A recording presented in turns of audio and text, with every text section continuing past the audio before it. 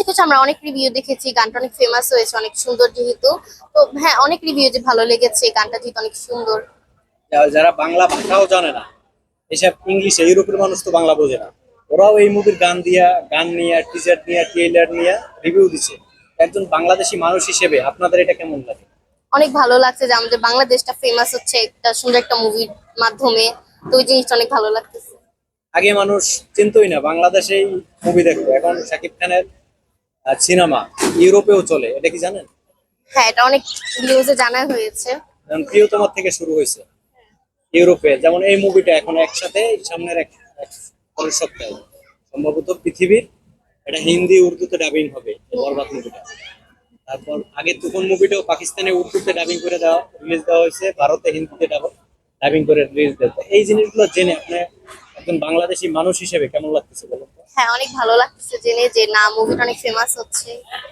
আমাদের বাংলাদেশ অনেক প্রাউড হচ্ছে যে বাংলাদেশের মুভি হচ্ছে অনেক ওয়ার্ল্ডের।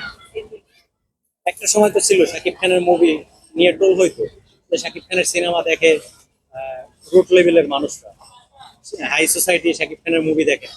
এখন এই যে প্রিয়তমার থেকে শুরু হয়েছে, শাকিব খানের মুভি তুফানে পুরো ঝড় তুলে দিছে। এখন আবার বরবাদ, বরবাদটা যদিও আমি তো একজন রিপোর্টার, আমি 4বার দেখে ফেলছি, নিজের টাকা দিয়ে 2বার দেখছি, আর উনি আমার 2বার দেখাইছে, আজকেও দেখছি একবার। তো আপনারা যদি না দেখে থাকেন এই মুভিটা, তামিল হিন্দি তো দেখেন মুভি, তাই না? হ্যাঁ, হিন্দি আপুর মুভি, সাথে দেখা হয়। তামিল মুভি, হিন্দি মুভি দেখেন হ্যাঁ, আপনারা? হ্যাঁ।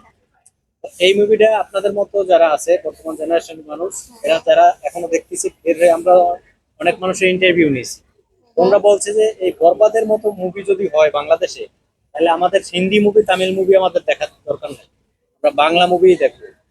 এটা শুনে কেমন লাগতেছে আপনাদের? হ্যাঁ, অনেক এক্সাইটেড লাগতেছে যে হ্যাঁ, আমরা হ্যাঁ। যখন দেখবো তখন ভালো লাগবে।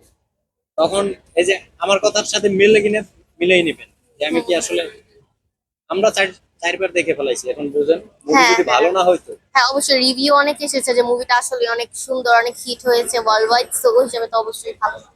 বলিউড মুভির মতো। হ্যাঁ। আর ব্যক্তিগতভাবে আমি শাকিব খান রে আমার ভালো লাগে না, কিন্তু ওর মুভিটা ভালো। অনেকে আপনি বুঝতে পারেন যে আমি এত প্রশংসা করতে পারি যে আমি মনে হয় সাকিবিয়ান, বা হুম, হুম, আমি হুম। মনে হয় শাকিব খানের ভক্ত।